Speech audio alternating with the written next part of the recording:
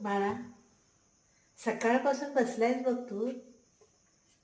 त्या बिचाऱ्या बहिणीकडे गेला असतास. काय नको देऊ तिला, तिला काय नको असतं रे. आजच्या दिवसाला तुझी किती आठवण काढत होती.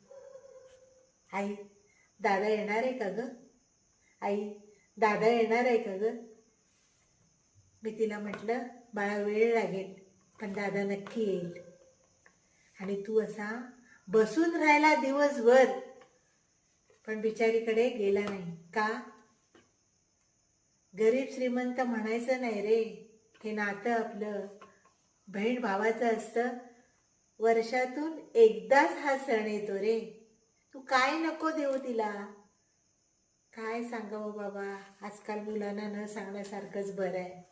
आम्हीच मूर्ख आहोत तुमच्या पुढे बोलायला, कारण जास्त बडबड केली तर तेही तुम्हाला चालत नाही.